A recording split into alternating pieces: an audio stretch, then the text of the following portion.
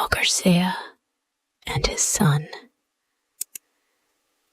There was once a little boy whose father and mother, when they were dying, left him to the care of a guardian. But the guardian whom they chose turned out to be a wicked man and spent all the money. So the boy determined to go away and strike out a path for himself. So one day he set off and walked through woods and meadows, till when evening came, he was very tired and did not know where to sleep. He climbed a hill and looked about him to see if there was no light shining from a window.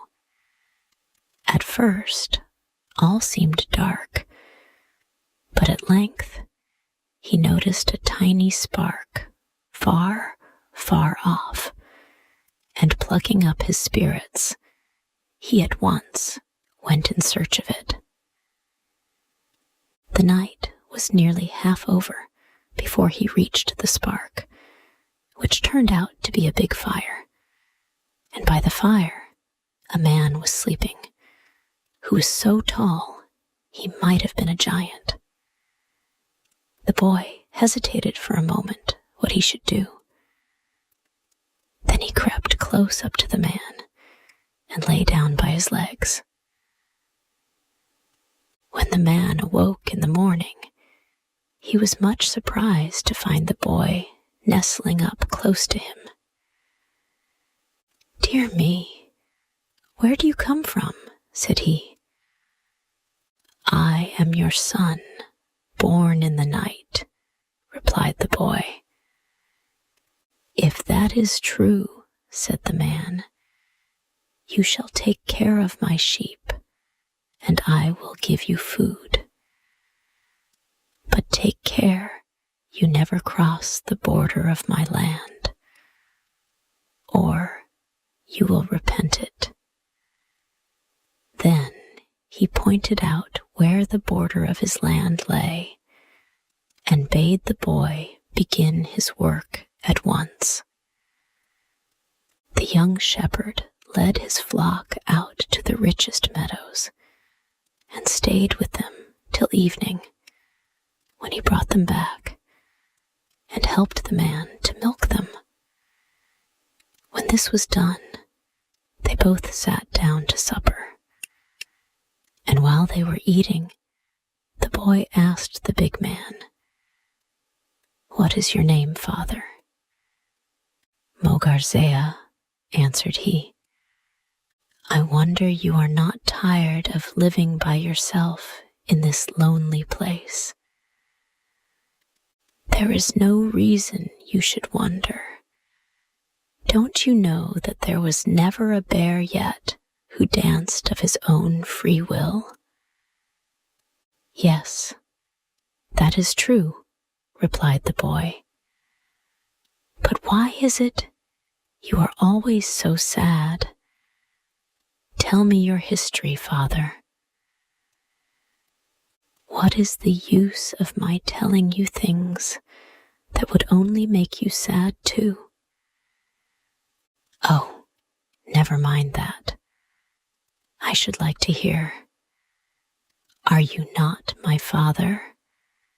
And am I not your son?" "Well, if you really want to know my story, this is it. As I told you, my name is Mogarzea, and my father is an emperor. I was on my way to the Sweet Milk Lake, which lies not far from here, to marry one of the 3 fairies who have made the lake their home. But on the road, 3 wicked elves fell on me and robbed me of my soul, so that ever since I have stayed in this spot, watching my sheep, without wishing for anything different, without having felt one moment's joy, or ever once being able to laugh. And the horrible elves are so ill-natured that if anyone sets one foot on their land, he is instantly punished That is why I warn you to be careful, lest you should share my fate. All right, I will take great care. Do let me go, father, said the boy, as they stretched themselves out to sleep. At sunrise, the boy got up and led his sheep out to feed, and for some reason, he did not feel tempted to cross into the grassy meadows belonging to the elves, but let his flock pick up what pasture they could on Mogorzea's dry ground. On the third day, he was sitting under the shadow of a tree, playing on his flute, and there was nobody in the world who could play a flute better, when one of his sheep strayed across the fence into the flowery fields of the elves, and another followed it. But the boy was so absorbed in his flute that he noticed nothing till half the flock were on the other side. He jumped up, still playing on his flute, and went after the sheep, meaning to drive them back to their own side of the border, when suddenly he saw before him 3 beautiful maidens who stopped in front of him and began to dance. The boy understood what he must do and played with all his might, but the maidens danced on till evening. Now let me go, he cried at last, for poor Mogorzea must be dying of hunger. I will come and play for you tomorrow. Well, you may go, they said, but remember that even if you break your promise, you will not escape us. So they both agreed that the next day he should come straight there with the sheep and play to them till the sun went down. This being settled, they each returned home. Mogorzea was surprised to find that his sheep gave so much more milk than usual, but as the boy declared, he had never crossed the border. The big man did not trouble his head further, and ate his supper heartily. With the earliest gleams of light, the boy was off with his sheep to the elfin meadow, and at the first notes of his flute, the maidens appeared before him, and danced, and danced, and danced, till evening came. Then the boy let the flute slip through his fingers, and trod on it, as if by accident. If you had heard the noise he made, and how he wrung his hands, and wept, and cried that he had lost his only companion, you would have been sorry for him. The hearts of the elves were quite melted, and they did all they could to comfort him. I shall never find another flute like that, moaned he. I have never heard one whose tone was as sweet as mine. It was cut from the center of a 7-year-old cherry tree. There is a cherry tree in our garden that is exactly 7 years old, said they. Come with us, and you shall make yourself another flute.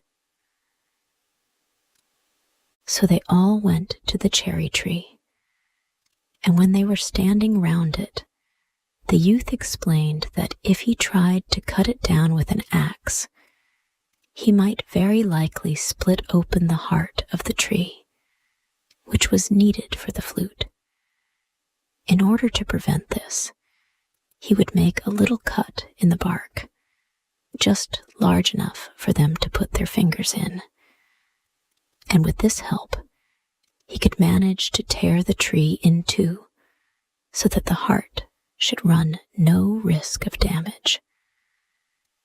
The elves did as he told them without a thought.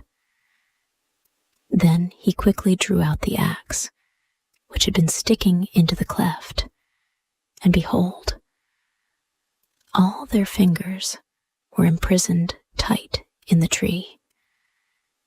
It was in vain that they shrieked with pain and tried to free themselves. They could do nothing, and the young man remained cold as marble to all their entreaties. Then he demanded of them Mogurzea's soul. "Oh, well, if you must have it, it is in a bottle on the window-sill," said they, hoping that they might obtain their freedom at once. But they were mistaken. "You have made so many men suffer," answered he sternly, "that it is but just you should suffer yourselves. But tomorrow I will let you go." And he turned towards home, taking his sheep and the soul of Mogurzea with him. Mogurzea was waiting at the door, and as the boy drew near, he began scolding him for being so late. But at the first word of explanation, the man became beside himself with joy, and he sprang so high into the air that the false soul which the elves had given him flew out of his mouth, and his own, which had been shut tightly into the flask of water, took its place. When his excitement had somewhat calmed down, he cried to the boy, "Whether you are really my son matters nothing to me. Tell me, how can I repay you for what you have done for me?" "By showing me where the milk lake is, and how I can get one of the 3 fairies who lives there to my wife, and by letting me remain your son forever." The night was passed by Mogurzea and his son in songs and feasting, for both were too happy to sleep, and when day dawned, they set out together to free the elves from the tree. When they reached the place of their imprisonment, Mogurzea took the cherry tree and all the elves with it on his back, and carried them off to his father's kingdom, where everyone rejoiced to see him home again. But all he did was to point to the boy who had saved him, and had followed him with his flock. For 3 days the boy stayed in the palace, receiving the thanks and praises of the whole court. Then he said to Mogurzea, "The time has come for me to go hence, but tell me, I pray you, how to find the sweet milk lake, and I will return, and will bring my wife back with me." Mogurzea tried in vain to make him stay, but finding it was useless, he told him all he knew, for he himself had never seen the lake. For 3 summer days, the boy and his flute journeyed on, till one evening he reached the lake, which lay in the kingdom of a powerful fairy. The next morning had scarcely dawned when the youth went down to the shore and began to play on his flute, and the first notes had hardly sounded when he saw a beautiful fairy standing before him, with hair and robes that that shone like gold. He gazed at her in wonder when suddenly she began to dance. Her movements were so graceful that he forgot to play, and as soon as the notes of his flute ceased, she vanished from his sight. The next day the same thing happened, but on the third he took courage and drew a little nearer, playing on his flute all the while. Suddenly he sprang forward, seized her in his arms, and kissed her, and plucked a rose from her hair.